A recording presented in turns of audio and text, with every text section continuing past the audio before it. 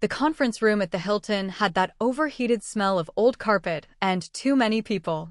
I was checking my phone under the table, 6 emails, 1 from the bank, 3 from shipping, when my father tapped his wine glass with a butter knife. He said, "I've made a decision about the future of the company." He wasn't looking at me. He was looking at my brother, who had shown up for the first time in 3 years and was already checking his watch. Robert cleared his throat. "Daniel will be taking over as CEO." I looked down at the table. There was a scratch on the oak veneer shaped like a lowercase j. I knew that because I had picked out the tables myself. "He's my real son," my father added, because he had never known when to stop. I stood up and put my hand in my bag. I could feel the weight of the paper. I walked back from the Hilton parking lot at 10:30 that night with my heels in one hand and my phone in the other. The pavement was wet from an earlier rain. I could smell the river. I had not said another word after I placed the resignation and the debt records on the table.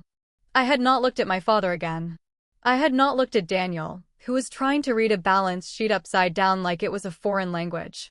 I had looked at Patricia, my lawyer, who had stood up from the next table and said, "I'll have the full packet delivered to your office by 9 tomorrow, Robert." She had said it like she was discussing the weather. Then I had walked out. Michael caught up with me at the elevator. He had that look, the one he got when he was trying to figure out whether he was supposed to be angry or supportive and could not decide, so he settled on confused. He said, "What the hell just happened in there?" I said, "You were in the supply closet with the blonde from the catering staff. I saw you go in at 8:15. You came out at 8:23. He did not deny it. He said, "That's not what you think." I said, "I don't care what I think. I care that you did it at my father's anniversary dinner while I was sitting at the head table explaining to 3 vice presidents why our margins were down." He said, "Elena." I said, "Don't." The elevator opened. I got in. He did not follow. The doors closed and I watched his face disappear into a narrow strip of light, and then nothing. I drove home alone in the car I had bought with my own money after the transmission on the sedan we shared finally gave out. Michael had said we should wait, save up, buy something together. I had waited 3 weeks and then went to the dealership myself. It was a silver Honda Civic, nothing fancy, but it was mine. I sat in it for a minute in the parking lot before I turned the engine on. The rain had stopped. The streetlights made everything look too yellow. My hands were shaking, but not because I was upset. I had been waiting for that moment for 18 months. The company was in trouble. I knew that. What nobody else knew was how much trouble. My father had taken out a second line of credit against the building 18 months ago to cover a shortfall in inventory financing. He had not told the board. He had not told me. I found out when I did the quarterly audit myself because the numbers did not add up and I had stopped trusting the bookkeeper after the guy before him had been caught padding expenses. The debt was not catastrophic. It was manageable. But it was hidden, and that was the part that mattered. I had spent the last 18 months managing it silently. I had renegotiated terms with the bank. I had shifted payment schedules. I had kept the whole thing from collapsing while my father talked about expansion and my brother sent pictures from Bali. I had kept it from the board, too, because I was still trying to protect him. I was still trying to be the good daughter. The indispensable one. The one who could fix anything and never ask for credit. That stopped tonight. The house was dark when I got home. I had expected that. Michael had been staying late at the office for months, which I had convinced myself was normal, which I had convinced myself was fine, which I had convinced myself was the price you paid for being married to someone with ambition. I had been lying to myself and I knew it. I had known it the night he forgot our anniversary, and I found the receipt for a restaurant I had never heard of in his jacket pocket. I had known it when he started carrying his phone face down. I had known it when he stopped asking me about my day and started asking me about my schedule. I went into the kitchen and poured myself a glass of water. The refrigerator hummed. The clock on the microwave said 11:02. I did not turn on the overhead light. I sat at the kitchen table in the dark and pulled up the email from Patricia that she had sent at 9:47. Subject line, next steps. The attachment was the separation agreement. I had signed it 6 months ago. She had been holding it. Tonight was the first time I knew I was ready to file. I heard the front door open at 11:30. Michael did not call out. He walked through the living room and stopped at the kitchen doorway. I could see his silhouette against the streetlight coming through the front windows. He said, "You're still up." I said, "You're still wearing the same shirt." He said, "I was talking to the catering manager. She needed a statement." I said, "You were in a closet with a woman who is not me." The catering manager is a 60-year-old man named George. I know this because I booked the hall. He was quiet for a long time. Then he said, "I don't know what you think you saw." I said, "I know what I saw. The question is what you're going to do about it."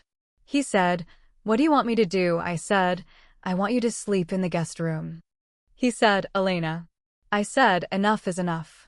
I had never said that to him before. I had never said that to anyone. I had always been the one who kept things together, who smoothed over problems, who made sure nobody had to feel uncomfortable. I had been doing that for 15 years at the company and 12 years in my marriage, and I was done. He did not argue. He went to the guest room. I heard the door click shut, and I was relieved. I did not sleep that night. I stayed at the kitchen table and I read through every email Patricia had sent me over the last 6 months. I read the separation agreement again. I read the debt restructuring proposal I had drafted last week, the one I had not shown my father because I had not decided if I was going to offer it or just let the whole thing burn. I made coffee at 4:15. I sat in the living room with the lights off and watched the sky go from black to gray. The neighbor's dog started barking. A delivery truck went down the street. I thought about the 15 years I had put into that company. 15 years. I had started as a junior analyst at 27. I had rebuilt the supply chain. I had renegotiated contracts. I had fired people and hired people and promoted people. I had done the work my brother would never do because he had never had to. And my father had looked at me across a table in a hotel conference room and called me less. He had called me less, and he had meant it. The bank opened at 9. I was there at 8:50. I had the debt records in a manila folder. I had my personal credit report. I had the letter of intent from Patricia outlining the purchase offer. I sat in the waiting area and I did not look at my phone. I did not want to know who had called or what they had to say. I wanted to get through the next hour, and then I could figure out the rest. The loan officer's name was Andrea. She had been handling the company's accounts for 3 years. She knew me. She knew I was the one who called back, who answered the emails, who showed up with the documentation. She looked at the papers I put on her desk and she said, "You're buying the debt personally." I said, "I'm buying the note. The company still owes the money.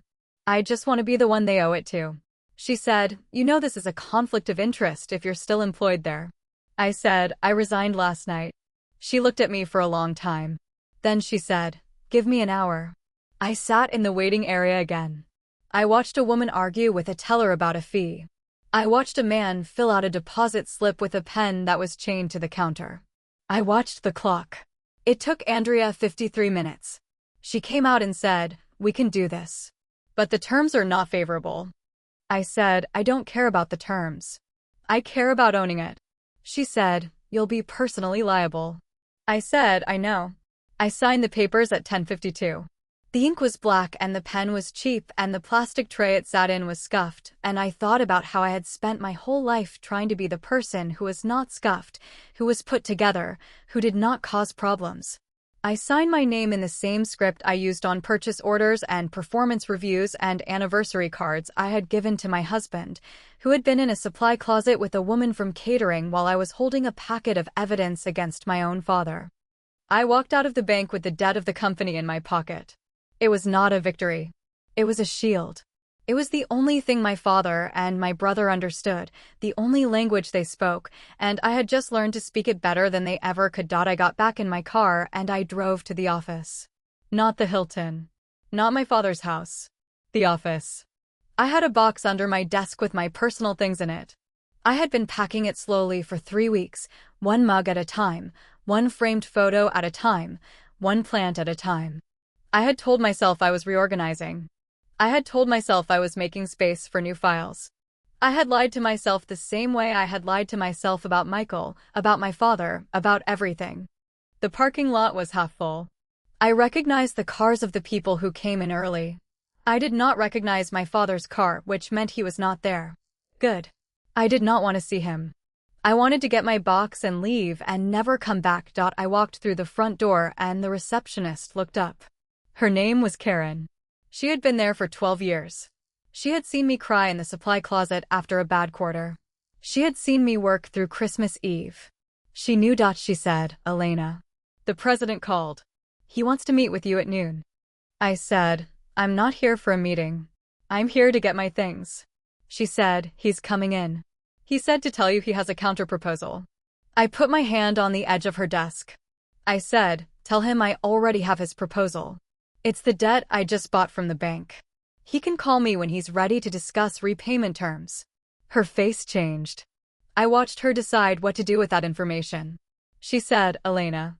I said, I know how this sounds. I walked past her desk and down the hall to my office. The light was off. The room was exactly how I had left it last night before I drove to the Hilton.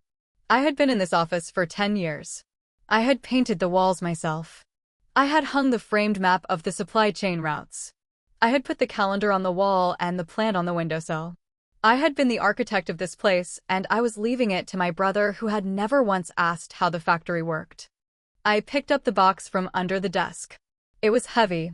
It had my grandmother's fountain pen, the one she had given me when I got my first job. It had a photo of my mother, who had died before she could see what I had made of myself. It had the mug my father had given me for my 10th anniversary with the company, the one that said Legacy in gold letters. I put the mug in the trash can. The room didn't go quiet. It went dead. I got to the car with the box before my phone started ringing. It was Patricia. I answered on the second ring because I knew she wouldn't call unless she had to. She said, your father just called my office. He's threatening to sue you for theft of company records. I said, they're not company records. They're copies. The originals are in his filing cabinet behind the second drawer from the left. He has a spare key taped to the bottom of the desk. I know because I put it there when he forgot his code 4 years ago. She was quiet for a second. Then she said, you're serious. I said, I've never been more serious about anything in my life. She said, he's also threatening to have you removed from the board. I said, I resigned last night. I'm not on the board. She said, he's angry, Elena. I said, good. I hung up and put the phone in the cup holder. The box sat on the passenger seat. I sat in the parking lot for a minute and watched the doors of the building. People were coming in now. I recognized the production manager, a woman named Diane who had been with us for 8 years. She saw me in the car and she waved. I waved back. She did not know what had happened. She would find out. Everyone would find out. I had made sure of that by doing it in front of 30 people at a Hilton with a lawyer at the next table. I pulled out of the parking lot and drove home. I did not know what I was going to do next. I had the debt. I had the separation agreement. I had a box of personal things and a husband who had slept in the guest room. I had 15 years of my life reduced to a Honda Civic and a manila folder. The house was empty.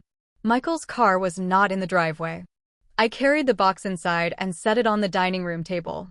I had not used that table for anything except piling mail in 3 years. I opened the box. The fountain pen. The photo of my mother.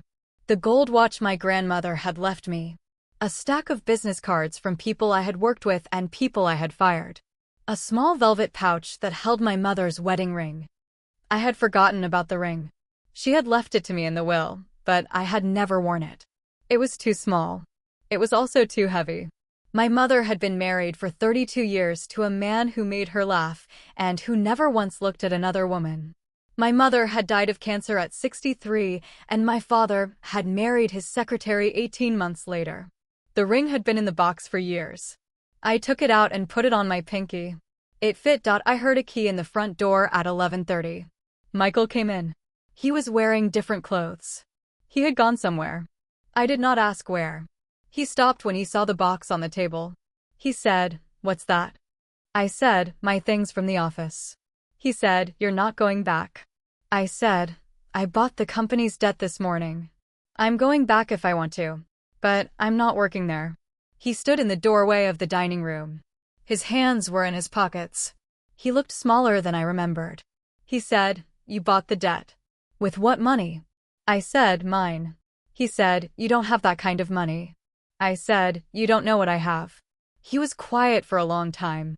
Then he said, I need to tell you something. I said, you already told me. You were in a supply closet with a woman who is not me. I don't need to hear the details. He said, it's not about that. I said, then what? He said, I quit my job 3 months ago. I didn't tell you because I didn't want you to worry. The sentence landed and I felt it. I had been waiting for him to tell me something. I had been waiting for him to tell me he loved me, or he was sorry, or he had made a mistake. I had not been waiting for that. I said, you quit your job 3 months ago. You've been going to the office every day. He said, I was looking for something new. I didn't want to tell you until I had a plan. I said, Michael, we have bills. We have a mortgage. I've been paying for everything. He said, I know. I said, you know, and you let me keep paying. You let me keep working. You let me come home exhausted and you never said a word. He said, I was trying to protect you. I laughed. I did not mean to. It came out of me like something physical. I said, protect me. You were protecting me. From what? He did not answer. I said, you were protecting me from the truth. The same way my father was protecting me from the truth. Everyone in my life has been protecting me from the truth while I ran their company and paid their bills and kept everything from falling apart. He said, Elena. I didn't mean. I said, enough is enough. I had said it twice now. Once to him in the kitchen and once in the bank and once to myself in the car. It was becoming a kind of prayer. I said it again. Enough is enough. I'm filing the separation papers on Friday. He said, you don't mean that. I said, I've been meaning it for 6 months. I signed them 6 months ago. Patricia has been holding them. I just hadn't decided if I was going to use them. He said, use them. Like I'm a tool. I said, you have been a tool. For years. You have been a tool in my life, and I have been a tool in your life, and we have been tools in my father's life, and I am done. I am done being a tool. I walked out of the dining room and up the stairs. I went into the bedroom. Our bedroom. I opened the closet and I took down my suitcase. I had not packed a suitcase in 2 years. We had not gone anywhere together in 2 years. I had gone on business trips alone. I had gone to see my mother's grave alone. I had done everything alone, and I had convinced myself that was fine. I started packing. I packed clothes I would need. I packed toiletries. I packed the small velvet pouch with my mother's ring. I heard Michael come up the stairs. He stood in the doorway of the bedroom. He said, you're leaving. I said, I'm going to stay with Patricia for a few days. I need to think. He said, think about what? I said, think about whether I want to be married to someone who has been lying to me for 3 months. Think about whether I want to be married to someone who was in a supply closet with a caterer while I was telling my father I was going to ruin him. Think about whether I want to be married to someone who quit his job and didn't tell me. He said, I was going to tell you. I said, when? He said, when I had a plan. I said, you have never had a plan. That's why you married me. I was the plan. I was the plan for everything. I was the plan for the company and the plan for the bills and the plan for the future, and I am tired of being everyone's plan. I zipped the suitcase. I picked it up and I walked past him. He did not try to stop me. He said, I love you. I stopped at the top of the stairs. I turned around. I said, you love what I do for you. You love that I make sure the lights stay on. You love that I keep everything stable so you can drift. But you don't love me.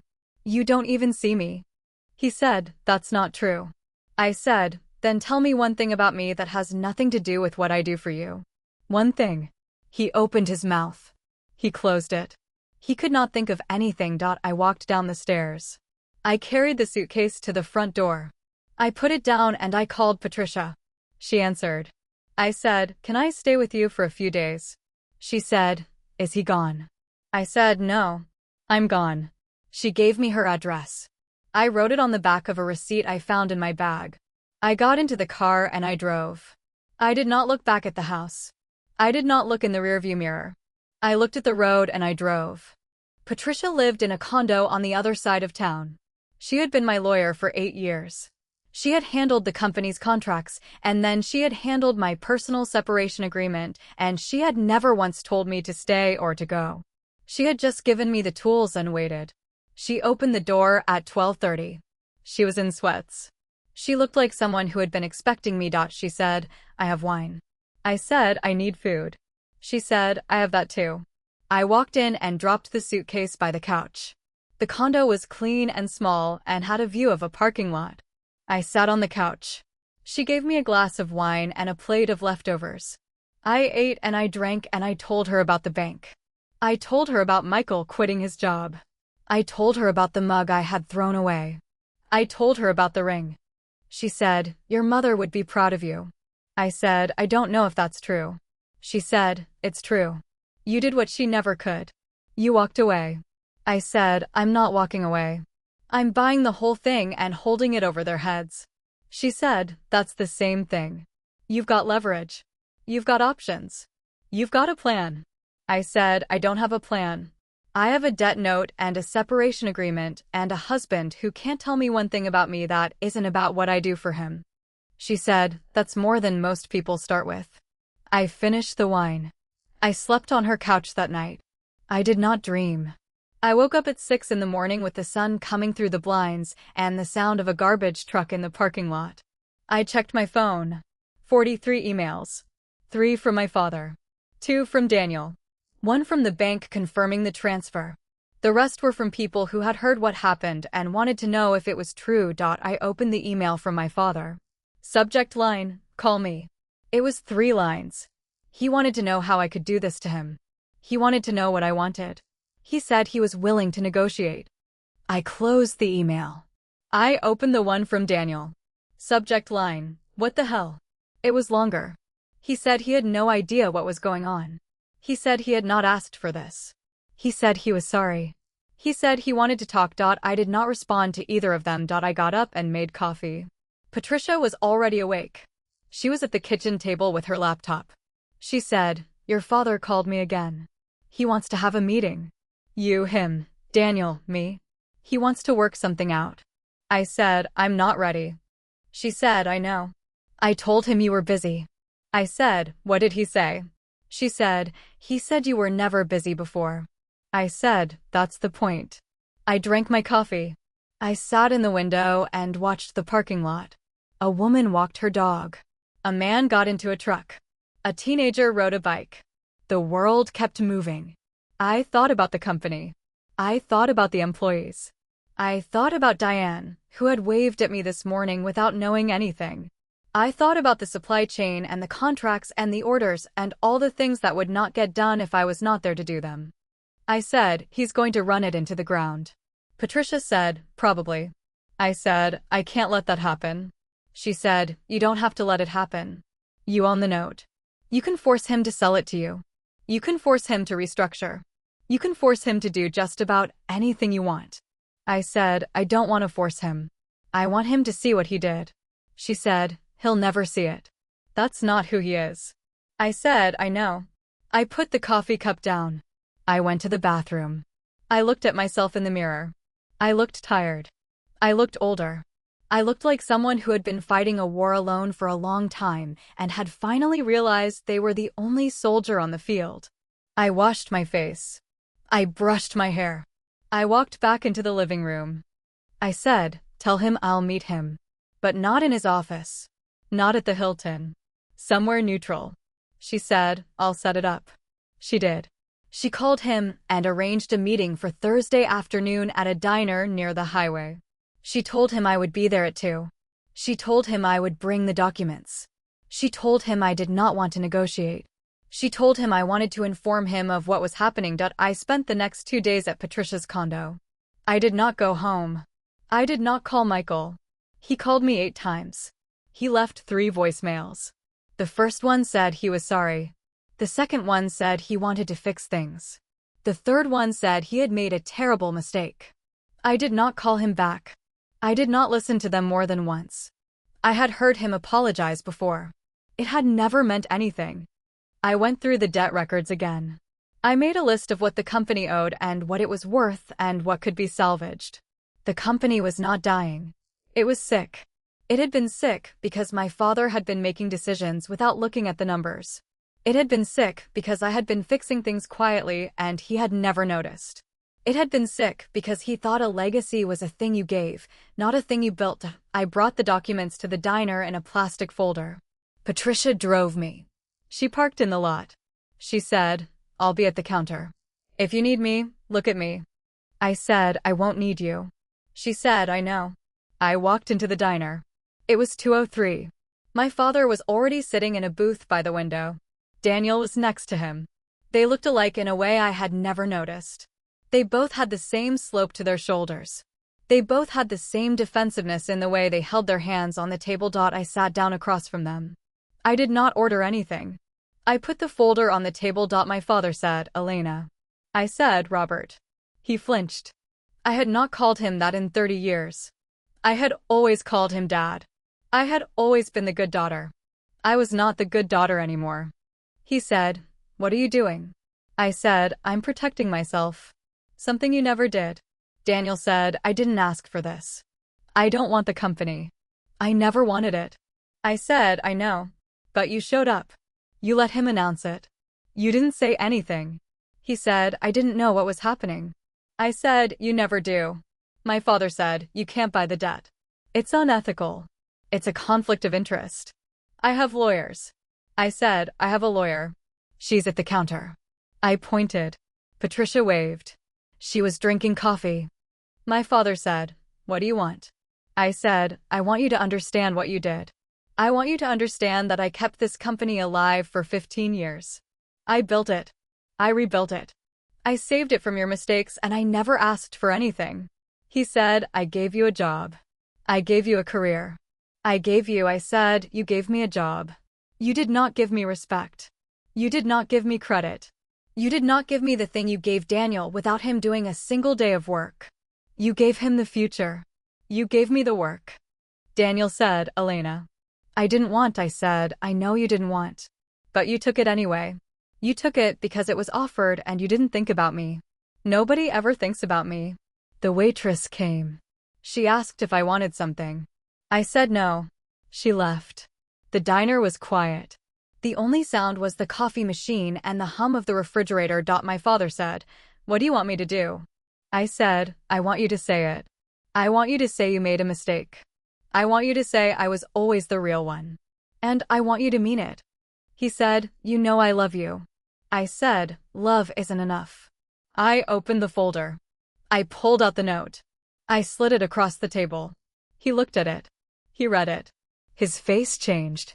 It was the face of a man who had just realized he had lost something he never thought he could lose. He said, "You're really going to do this?" I said, "I already did it." He said, "The company will fail." I said, "The company will fail if you keep running it. That's what you don't understand. It's been failing for years. I was the only one holding it up. And now I'm gone." Daniel said, "What happens now?" I said, "What happens now is you decide. You can run it yourself. You can hire someone. You can sell it to me and walk away. But you can't pretend I never existed. You can't pretend I didn't matter. You can't pretend I wasn't the real son." My father said, "You're not a son." I said, "No.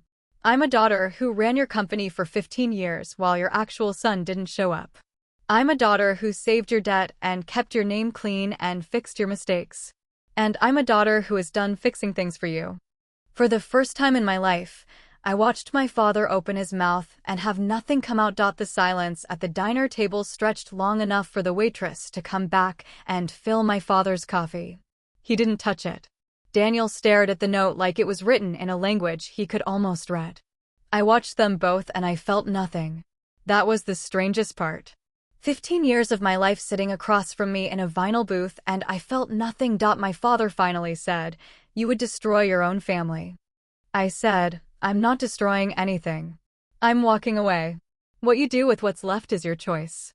Daniel said, "I don't want it. I never wanted it. You know that." I said, "I know. But you never said no. You never said, 'Dad, give it to Elena.' You just showed up for the dinner and let him make the announcement. You let him call me less than you. Right in front of me. And you didn't say a word." Daniel looked down at the table. He had the decency to look ashamed. I had never seen that before. He had always been charming and aimless and easy to forgive. I had forgiven him 100 times for showing up late or not showing up at all. I had forgiven him for forgetting my birthday and missing my promotions and never once asking how the factory worked. I had forgiven him because he was my brother, and because my father loved him more, and because I had convinced myself that forgiveness was the same as strength. I was done forgiving him. I said, "You were the heir. You were always the heir. I was just the person who made sure there was something to inherit. And now there isn't. Now there's debt and a note and a woman who owns it. That's what you got. That's what you both got." My father said, "You can't hold this over us forever." I said, "I don't have to hold it over you forever. I just have to hold it over you long enough for you to understand." I stood up. I did not take the note back. It was a copy. I had the original in my bag. I looked at my father and I looked at my brother and I said, "You have 30 days. After that, I start calling in the debt." My father said, "You wouldn't." I said, "You don't know what I would do." "You never did." I walked to the counter. Patricia paid for her coffee. She stood up and followed me out. We got into her car. I did not look back at the diner. I did not want to see their faces. I already knew what they looked like. Patricia said, "That went better than I expected." I said, "It went exactly how I expected." She said, "What now?" I said, "Now I call Michael. He's been calling me. I need to know what he wants." She said, "You don't have to talk to him." I said, "I know. But I want to. I want to see what he has to say. I want to know if he's going to tell me the truth or if he's going to keep lying." She said, "You already know the answer to that." I said, "I know. I just want to hear him say it." We drove back to her condo. I sat on the couch and I called Michael. He answered on the first ring. He said, "Elena." I said, "I'm ready to talk." "Not at the house. Somewhere neutral." He said, "There's a coffee shop on 5th. The one with the blue sign. I'll be there in an hour." I said, "I'll be there in an hour and 15. I hung up. Patricia said, "You want me to come?" I said, "No. This one I do alone." I borrowed her car.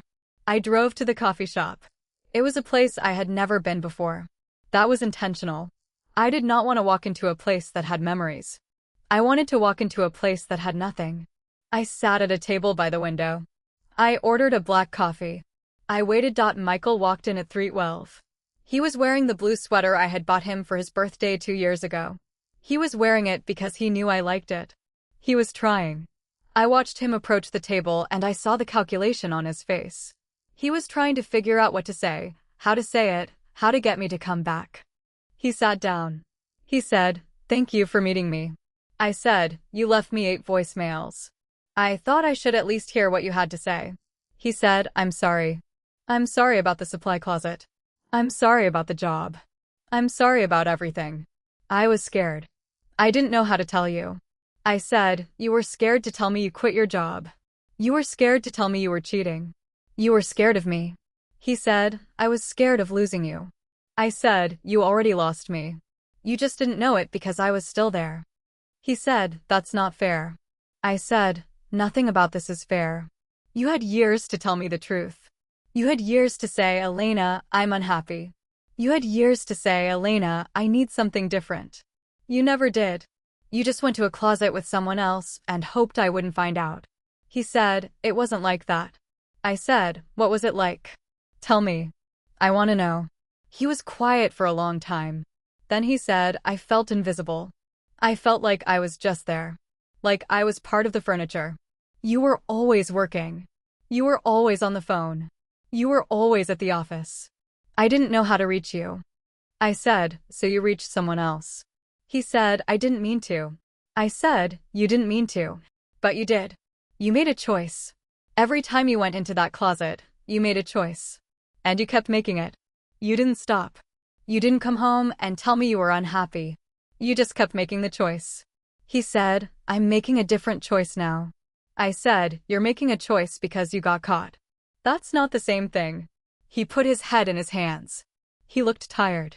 He looked like someone who had been carrying something heavy and had finally put it down. I felt sorry for him. I had always felt sorry for him. That was part of the problem.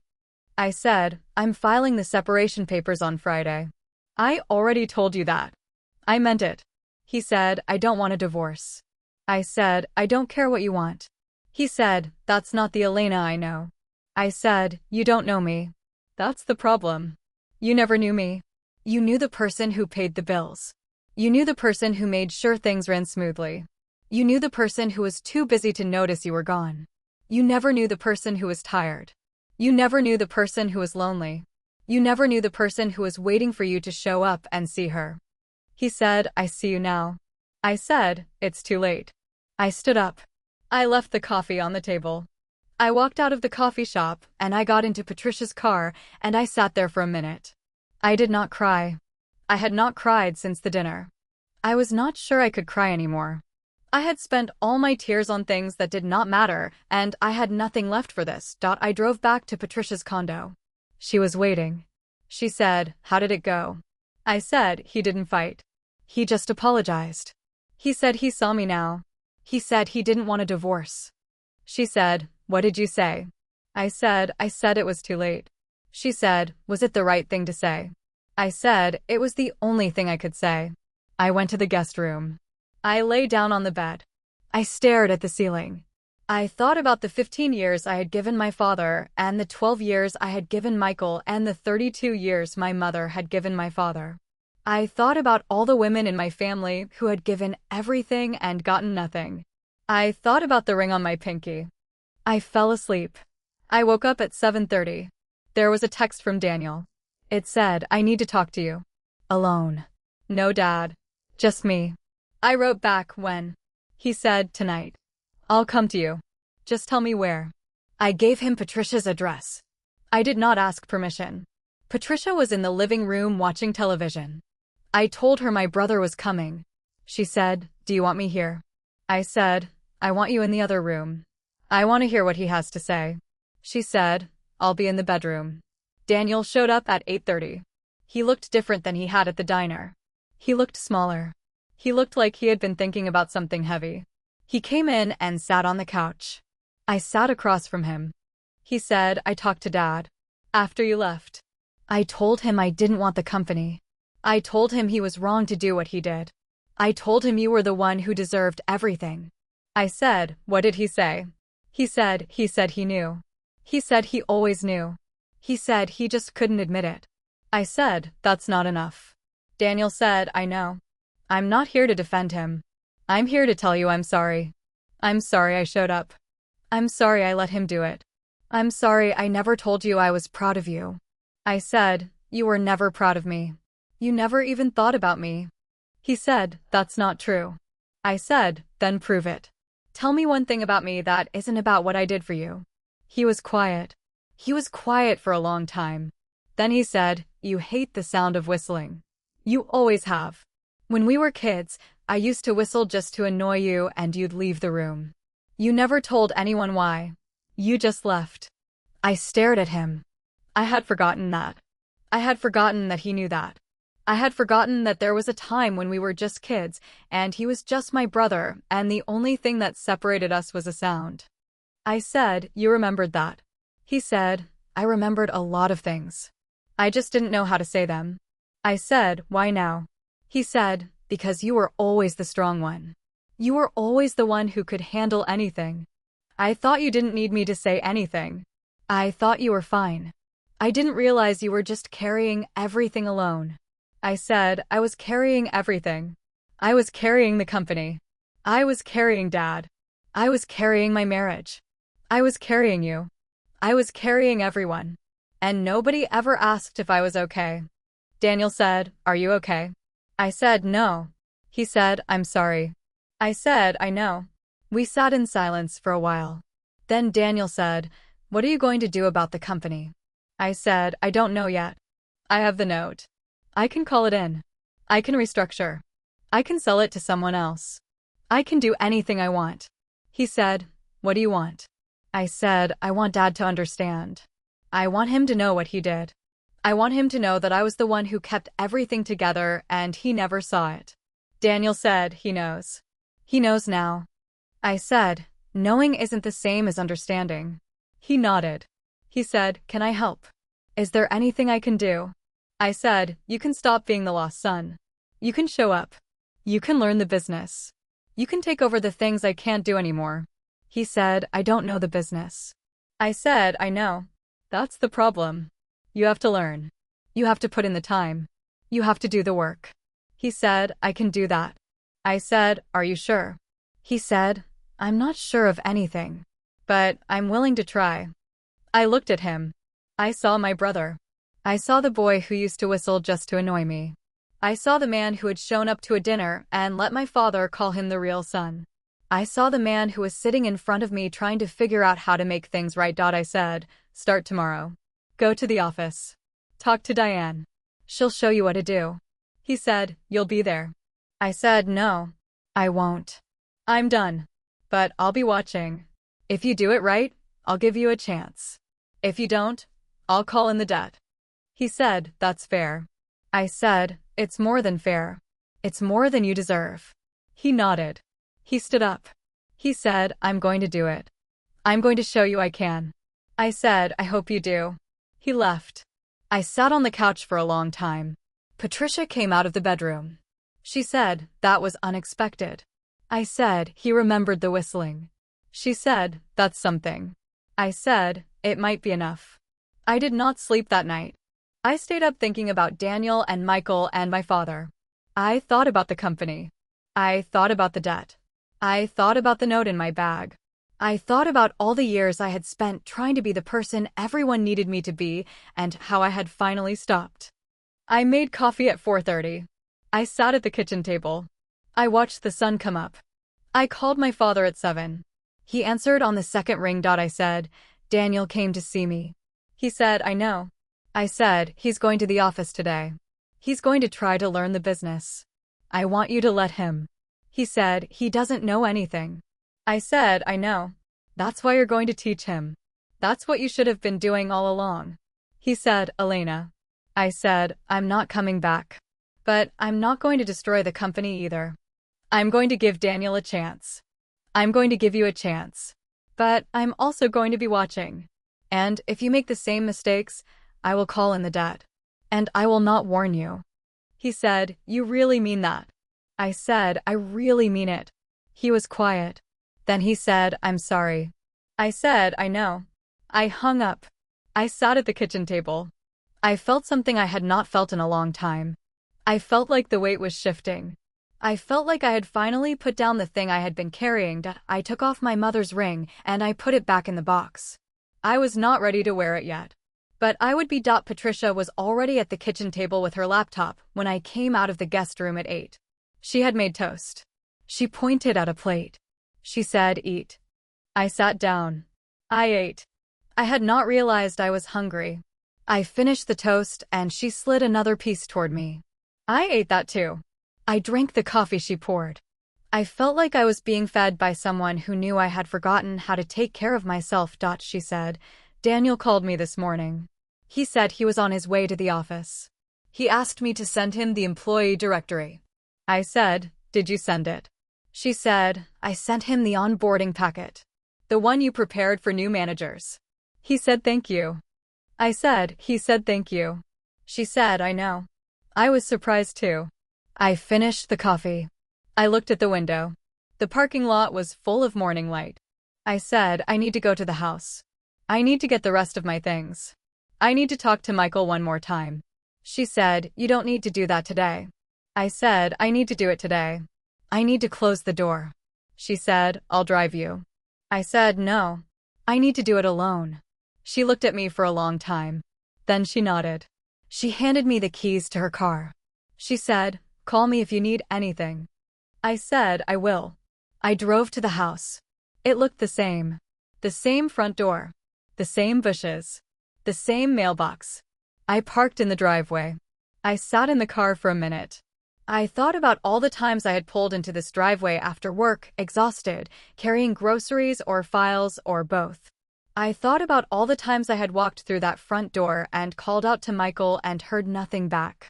I thought about all the times I had convinced myself that silence was fine. I got out of the car. I walked to the front door. I used my key. The house was quiet. I walked through the living room. It was clean. Too clean. Michael had cleaned. He had probably been cleaning for days. He was trying to show me he could take care of things. I went upstairs. The bedroom was different. My side of the closet was half empty. I had taken what I needed. There was still more. I found the suitcase I had left behind, and I started packing. I packed clothes. I packed shoes. I packed the jewelry box that held the things I never wore. I packed the books from my nightstand. I packed the framed photo of my mother that I had kept on the dresser. Michael came in while I was packing. I did not hear him come up the stairs. He was standing in the doorway. He said, "You came back." I said, "I came back for my things." He said, "I was hoping you came back for me." I said, "I didn't." He walked into the room. He sat on the bed. He looked at the suitcase. He said, "There's a lot of stuff in there." I said, "There's a lot of stuff in here." He said, "I don't want you to go." I said, "I know." He said, "I've been thinking about what you said. About not seeing you. About not knowing you. I've been thinking about it a lot." I said, "Good." He said, "I was wrong. I was wrong about a lot of things. I was wrong about the job. I was wrong about the supply closet. I was wrong about the way I treated you." I said, "I know." He said, "I don't want to lose you." I said, "You already lost me. I told you that. I'm not coming back." He said, "I don't accept that." I said, "You don't have to accept it. You just have to live with it." I zipped the suitcase. I picked it up. I walked to the door. He stood up. He blocked the doorway. He said, "I'm not going to let you walk out of here like this." I said, "You can't stop me." He said, "I can try." I said, "You can try. But I've been doing things you couldn't stop for years. I've been paying the mortgage. I've been fixing the car. I've been managing the bills. I've been running a company. You couldn't stop any of that. You can't stop this." He stepped aside. I walked down the stairs. I carried the suitcase to the car. I put it in the trunk. I walked back to the front door. Michael was standing in the living room. He had not followed me out. I said, "I'm leaving the car. It's yours." "I don't want it." He said, "What are you going to drive?" I said, "I'll figure it out." I walked out of the house. I did not look back. I got into Patricia's car and I drove away. I did not cry. I was done crying. I drove to the office. I did not know why. I just drove there. The parking lot was full. I parked in the back. I walked through the front door. Karen was at the reception desk. She looked up. She said, "Elena." I said, "I know I said I wasn't coming back. I just wanted to see." She said, "Daniel is in your old office. He's been there since 8. He called me 3 times. He asked me about the shipping schedule. He asked me about the supplier contracts. He asked me who to call for the quarterly audit." I said, "What did you tell him?" She said, "I told him you would have known. I told him he should call you." I said, "Don't do that. He needs to learn. He needs to figure it out." She said, "He's trying." I said, "I know." I walked down the hall to my old office. The door was open. Daniel was sitting at my desk. He was wearing a suit. He never wore suits. He was looking at a stack of papers. He had a pen in his hand. He looked overwhelmed. He also looked like he was trying to. He looked up. He said, "Elena." I said, "I'm not here to help. I'm here to see if you're going to make it." He said, "I don't know if I'm going to make it." I said, "You don't have to know. You just have to keep going." He said, "I can't do this alone." I said, "You're not alone. You have Diane. You have Karen. You have the team. You just have to let them help you." He said, "They don't trust me." I said, "They don't trust you because you haven't given them a reason to. You've never shown up. You've never done the work. You've never been here. That changes today. That changes now." He nodded. He looked at the papers.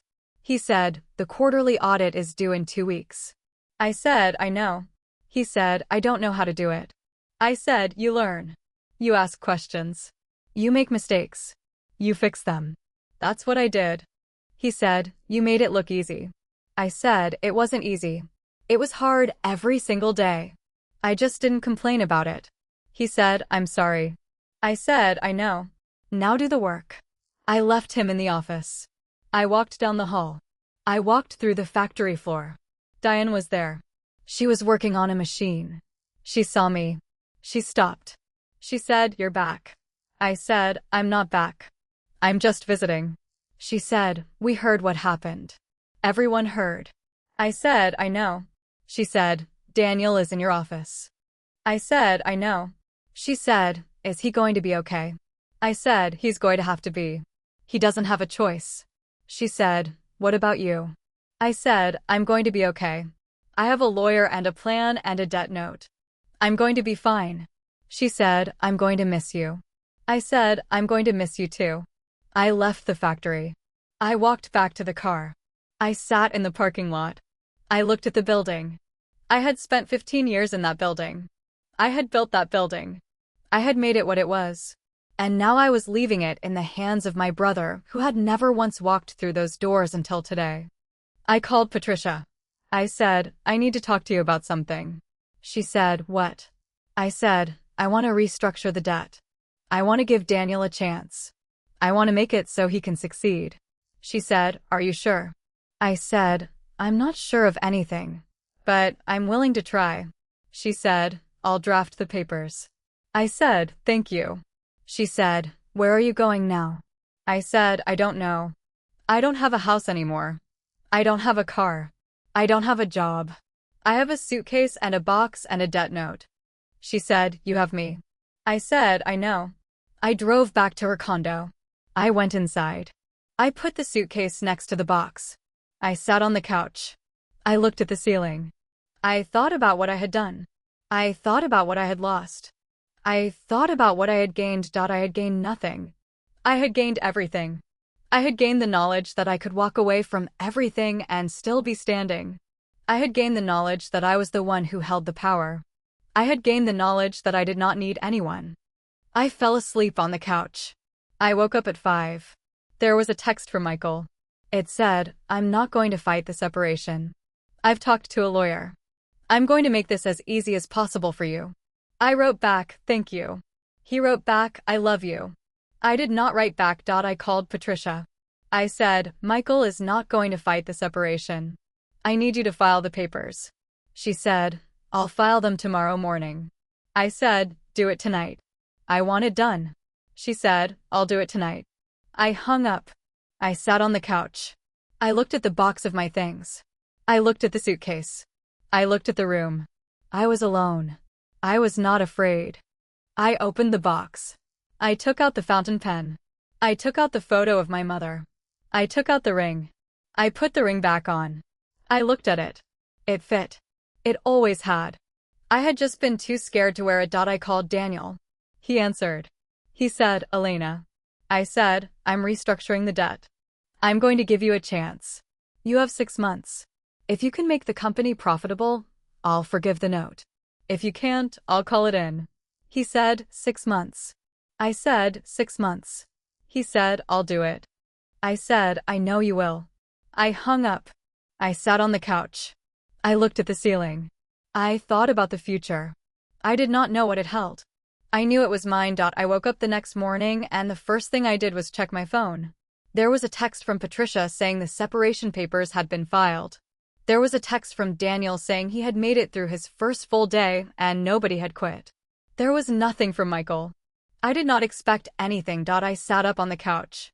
Patricia was already gone. She had left a note on the kitchen counter that said, Jim. Back at 9. Coffee in the pot. I poured coffee. I drank it standing at the window. The parking lot was empty. The sun was bright. I felt like I was in a holding pattern, waiting for something to happen. Something did happen. My phone rang at 7:30. It was Diane. I answered because she never called me before 8 unless something was wrong. She said, Elena, you need to come down here. I said, what's wrong? She said, nothing's wrong. Daniel is in the factory. He's been here since 6. He's asking questions. He's taking notes. He asked me to show him how the machine works. He actually listened. I said, that's good. She said, it's not just good. It's weird. He's not the same guy. He's trying. I think he might actually make it. I said, I know. She said, your father is here too. He's in his office. He hasn't said a word to anyone. He just sits there. I said, let him sit. She said, are you coming in? I said, no. I told you. I'm done. She said, I know. I just wanted you to know. I said, thank you. I hung up. I sat on the couch. I looked at the box of my things. I had not unpacked. I did not want to unpack. I did not want to put down roots in Patricia's condo. I did not want to put down roots anywhere. I wanted to be unanchored for a while. I called Patricia. She answered. She said, I'm done with the gym. I'm at the coffee shop. Want me to bring you something? I said, no. I have a question. She said, what? I said, how do I start over? How do I figure out what I want? She said, you already know what you want. You just haven't admitted it to yourself. I said, what do I want? She said, you want to own something. You want to be in control. You want to never be in a position where someone can take something from you again. I said, that's not a life. That's a defense mechanism. She said, it's a start. I hung up. I thought about what she said. She was right. I wanted to own something. I wanted to be in control. I had spent my whole life building things for other people. I had built the company for my father. I had built the marriage for Michael. I had built a life that was never truly mine. I opened my laptop. I looked at my bank account. I looked at my savings. I looked at the debt note. I looked at the separation agreement. I had money. I had options. I had the ability to do something. I started looking at properties. Commercial properties. Small spaces. Nothing too big. Nothing too expensive. I looked at a storefront near the river. I looked at a warehouse on the edge of town. I looked at an office space above a bakery. Nothing felt right. I closed the laptop. I put it away. I went to the kitchen. I made more coffee. I sat at the table. I thought about the factory. I thought about the smell of the machines. I thought about the sound of the conveyor belts. I thought about the people I had worked with for 15 years. I missed them. I did not miss the job. My phone rang again. It was my father. I answered because I wanted to know what he had to say. He said, Elena, I need to talk to you. I said, I'm listening. He said, not on the phone. In person. I need to see you. I said, why? He said, because I need to say something to your face. I said, I'll be there in an hour. I hung up. I got dressed. I borrowed Patricia's car again. I drove to the factory. I parked in the back. I walked through the front door. Karen was at the reception desk. She said, he's in his office. I said, I know. I walked down the hall to my father's office. The door was open. He was sitting at his desk. He looked old. He looked tired. He looked like someone who had been carrying something heavy and had finally realized it was too much. I sat down across from him. I said, I'm here. Say what you need to say. He said, I was wrong. I said, I know. He said, I was wrong about everything. I was wrong about the company. I was wrong about Daniel. I was wrong about you. I said, I know. He said, you were the one who made this place what it is. You were the one who kept it alive. You were the one who fixed my mistakes. And I never said thank you.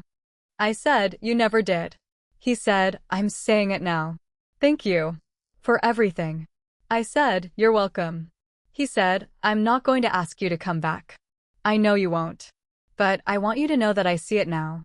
I see what you did. I see what I took for granted. I said, it's too late for that. He said, I know. I said, but I appreciate you saying it. He nodded. He looked down at his desk. He said, Daniel is doing good work. He's been here every day. He's been asking questions. He's been learning. I didn't think he could do it. I said, I did. He said, you always believed in him more than I did. I said, I believed in everyone more than you did. That was the problem. He looked at me. He said, I don't know how to fix this. I said, you can't fix it. You can only live with it. I stood up. I walked to the door. I turned around. I said, I'm restructuring the debt. I'm giving Daniel 6 months to turn the company around. If he does, I forgive the note. If he doesn't, I take it all. He said, that's generous. I said, it's not generous. It's what's fair. I walked out of his office. I walked down the hall. I walked through the factory floor. Diane was there. She waved. I waved back. I walked out the front door. I got into the car. I sat there for a minute. I thought about what my father had said. He had said thank you.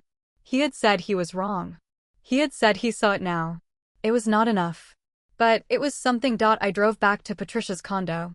She was there. She had lunch ready. She said, "How did it go?" I said, "He said thank you." She said, "That's big." I said, "It's not big enough. But it's something." We ate lunch. We talked about the separation. We talked about the debt. We talked about Daniel. We talked about the future.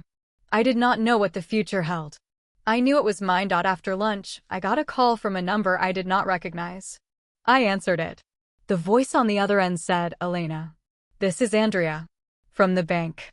I said, "Hi, Andrea." She said, "I wanted to call you personally. I've been thinking about what you did. Buying the debt. Walking away. It was brave." I said, "It wasn't brave. It was necessary." She said, "I have an opportunity for you. We're looking for someone to consult on our commercial lending division. Someone with experience. Someone who knows the industry. Someone who can tell us what we're doing wrong." I said, "You're asking me to work for the bank." She said, "I'm asking you to consult for the bank.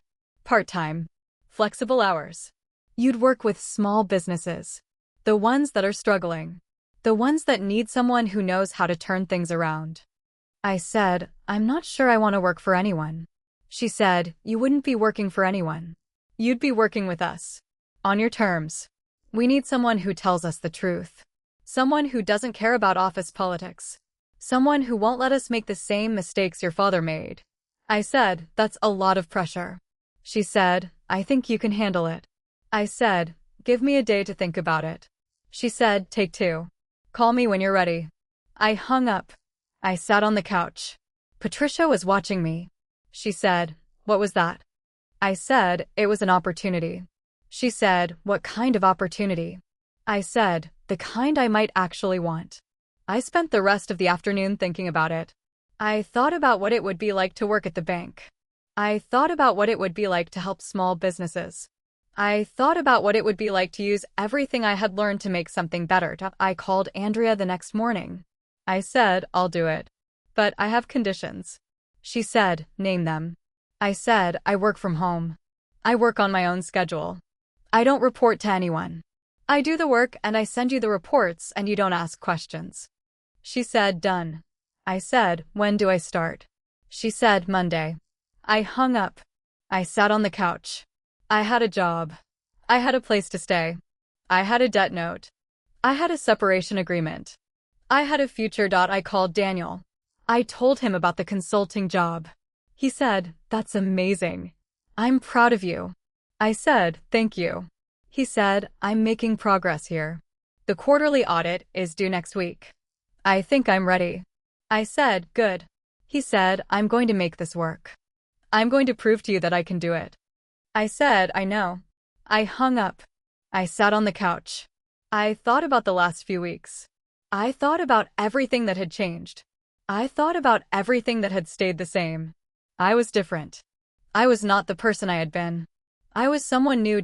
I looked at the box of my things. I opened it. I took out the photo of my mother. I looked at it. I said, "I hope you're proud of me." I put the photo on the shelf. I put the fountain pen on the desk. I put the ring on my finger. I was ready. I was ready for whatever came next. Monday came faster than I expected. I woke up at 6, made coffee, sat at Patricia's kitchen table with my laptop open. Andrea had sent me a folder of files. 5 small businesses. 5 different industries. 5 different ways they were drowning. I started reading. The first one was a bakery. The owner had taken out a loan to expand, and then the expansion had stalled. The second one was a plumbing supply company. The owner had gotten sick and his son had taken over, and the son had no idea what he was doing. The third one was a landscaping business. The owner had a fleet of trucks he couldn't afford. The fourth one was a small manufacturing shop, not unlike my father's, bleeding money on inventory. The fifth one was a woman who had started a cleaning company and grown it too fast. I spent the morning on the bakery. I called the owner. She was a woman named Rosa. She was 62. She had been baking since she was a child. She had opened the shop 10 years ago. She had taken out the loan 3 years ago to add a second location. The second location had never turned a profit. She was paying 2 rents and she could only afford one. I said, close the second location. Focus on the first. Use the savings to pay down the loan. She said, but I worked so hard on the second location. I said, I know. But it's killing the first one. You have to let it go. She was quiet for a long time. Then she said, you're right. I said, I know it's hard. She said, it is. But you're right. I made notes. I sent them to Andrea. I moved on to the plumbing supply company. The son was named Mark. He was 28. He had inherited a business he didn't understand and he was terrified. I talked to him for an hour. I told him what to look for. I told him who to hire. I told him how to read a balance sheet. He said, you sound like you've done this before. I said, I have. He said, can I call you again? I said, you can call me as many times as you need. I worked through lunch. I worked through the afternoon. I worked until my eyes hurt. I closed the laptop at 6. I sat on the couch. I felt tired. I felt satisfied. I had helped people. I had used everything I had learned. I had made a difference. Patricia came home at 7. She had takeout. We ate on the couch. She said, how was your first day? I said, it was good. It was really good. She said, told you. I said, you were right. She said, I usually am. I laughed. I had not laughed in weeks. It felt strange. It felt good. My phone rang. It was Daniel. I answered. He said, the quarterly audit is done. I finished it today. It's ready for review. I said, that's great. I'll look at it tomorrow. He said, I want you to look at it tonight. I want to know if I did it right. I said, send it to me. He sent it. I opened it. I read it. He had done it. He had done it correctly. It was not perfect. It had mistakes. But it was close. It was closer than I expected. He had put in the work. I called him back. I said, it's good. It's not perfect. But it's good. He said, really? I said, really? You made a few errors. But you caught most of them. You did the work. I'm proud of you. He was quiet. I thought he was going to cry. He didn't. He said, thank you, Elena. That means a lot. I said, you earned it. We hung up. I sat on the couch. I looked at the ring on my finger. I thought about my mother. I thought about how proud she would be. I thought about how proud I was of myself. The next few weeks were busy. I consulted for the bank. I talked to small business owners. I gave them advice. I told them what to do. I watched some of them succeed. I watched some of them fail. I learned that I could not save everyone. I learned that I could only try. I also learned something else. I learned that I was good at this. I was better at this than I had been at running my father's company. I was better at this than I had been at being Michael's wife. I was better at this than I had been at being my father's daughter. I was finally doing something that was mine. Daniel called me every few days. He told me about the company. He told me about the factory. He told me about his progress. He was doing well. He was learning. He was making mistakes and fixing them. He was becoming the person I always knew he could be. My father did not call. I did not expect him to. I did not need him to.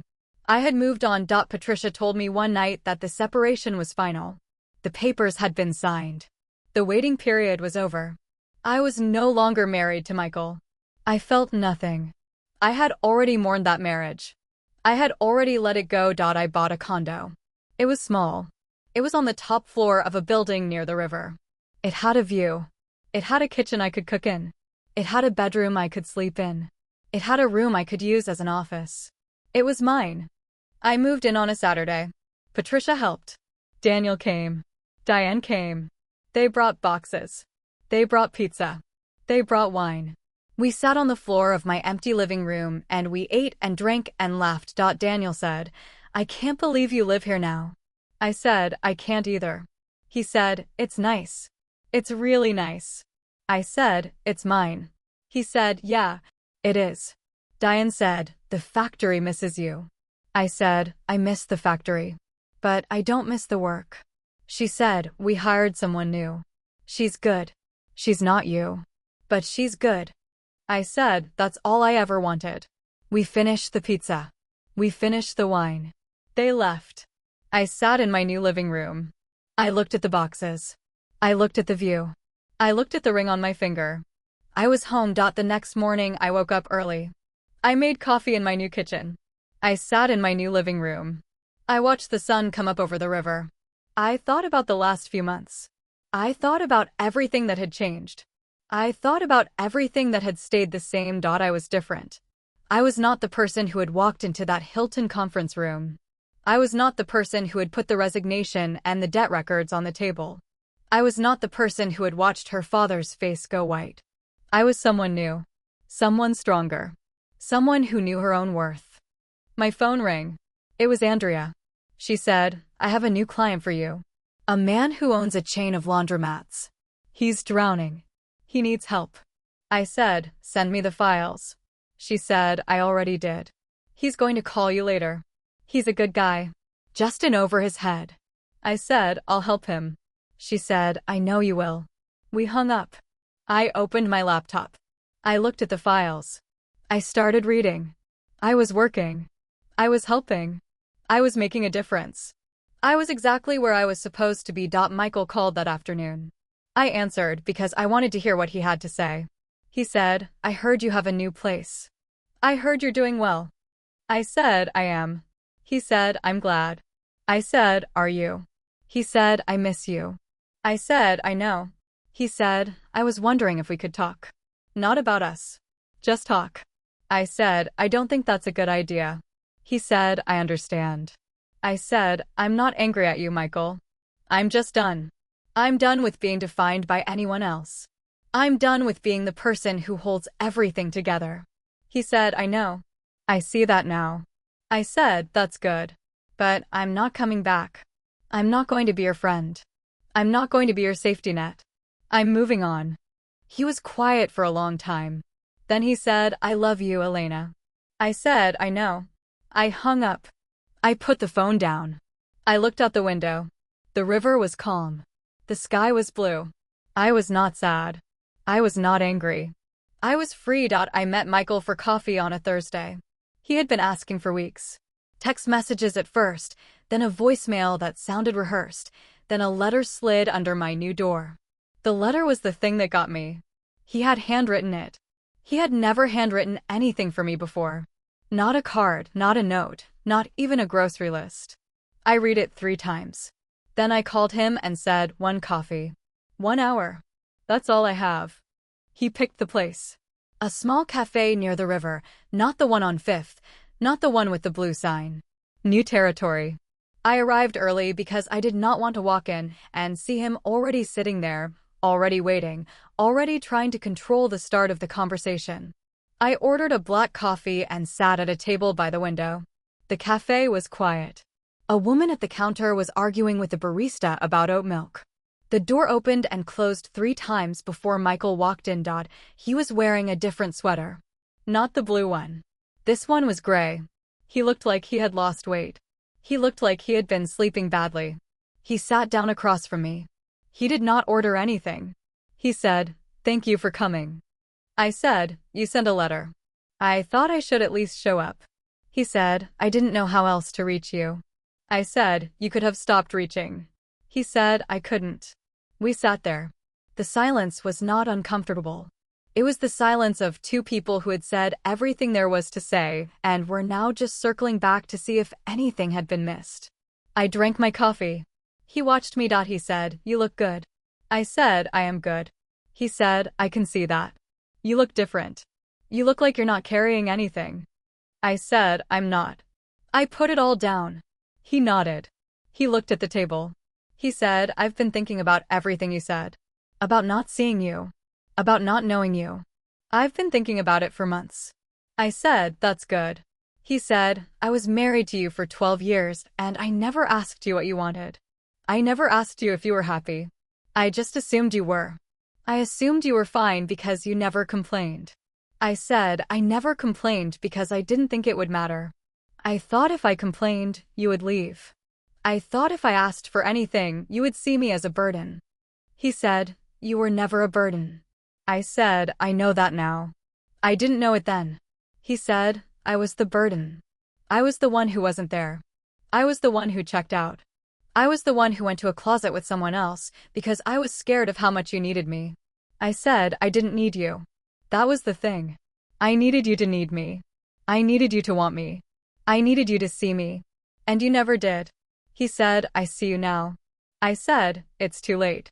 He said, I know. I said, I'm not saying it to hurt you. I'm saying it because it's true. I spent years waiting for you to show up. I spent years thinking that if I just kept working, kept fixing, kept making things easier, you would eventually turn around and say, you matter. And you never did. So I stopped waiting. He said, I'm sorry. I said, I know. He said, I'm sorry about the supply closet. I'm sorry about the job. I'm sorry about every time I came home late and didn't tell you why. I'm sorry about every time I let you carry everything alone. I said, I know. He said, I don't expect you to forgive me. I said, I'm not forgiving you. I'm moving on. There's a difference. He looked at me.